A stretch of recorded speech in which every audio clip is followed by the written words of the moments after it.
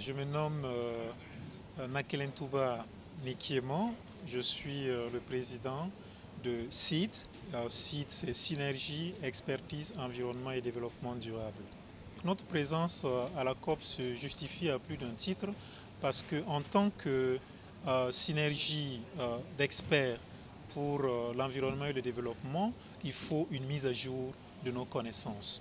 Et notre présence ici nous permet de partager non seulement nos connaissances, mais également d'être en contact avec les innovations. Nous avons vu par exemple qu'il y a beaucoup d'innovations qui peuvent être utiles pour nos pays, c'est-à-dire donc les pays en développement en termes de préservation de l'environnement et de développement durable, étant donné que tout ce qui touche à l'environnement interfère avec les questions de développement. Et aussi, nous sommes là pour suivre déjà les décisions, la prise de décision, les discussions pour les décisions, les conclusions à venir pour ce qui concerne donc la survie de la planète, notamment la réduction donc du seuil de production de CO2 à minimum 2%, et aussi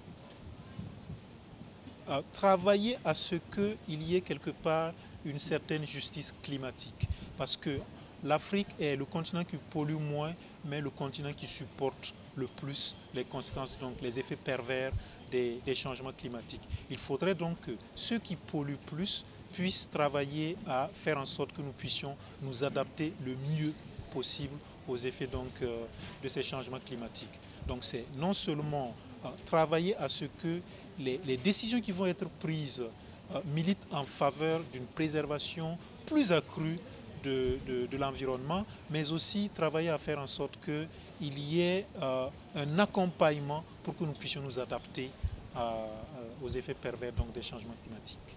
Quelques années en arrière, on avait parlé justement des initiatives, ou en tout cas de la vision pollueur-payeur. Donc plus je pollue, plus je dois payer. Donc je crois que cette vision reste d'actualité, et moi je pense qu'en fonction du niveau de pollution d'un pays, on peut travailler à avoir une prorata par rapport donc, au taux de production donc, de gaz à effet de serre de ces pays-là pour compenser cela avec leur financement. Je pense que le président Barack Obama a reconnu que son pays est l'un des plus grands producteurs, donc des plus grands pollueurs. Alors pourquoi donc ne pas travailler à ce que justement les décisions qui vont être prises soient contraignantes, parce que jusque-là, dans les discussions, les pays les plus concernés par ces décisions-là veulent qu'on utilise des formulations plus souples qui ne soient pas contraignantes, et cela renvoie quelque part à l'esprit de quelque chose qui pourrait contourner plus tard. Nous pensons, nous en tant que pays en développement, que ces conclusions, ces décisions devraient justement être contraignantes et utiliser les termes adéquats pour que ce que nous recherchons puisse être atteint et qu'il n'y ait même pas de moyen de contourner ces décisions-là par quelque manière que ce soit. À mon avis, à l'heure où nous en sommes, je pense que tout le monde a pris conscience du fait que le changement climatique, quel que soit le milieu dans lequel, quel que soit le lieu où on se trouve sur cette planète, on est tous touchés par ces effets de changement climatique. De plus en plus, nous entendons parler de plan B. Je crois que notre vision, c'est qu'on reste sur ce plan A, entre griffes, parce que il n'y a pas de planète B, on ne doit pas parler de plan B. Donc pour nous, le plan que nous avons, ce qui nous a réunis ici, c'est sur ça que nous devons fonctionner pour qu'il y ait satisfaction à la clôture donc, de cette COP 21. La réussite de cette COP dépend également de nous en tant qu'acteurs de la société civile.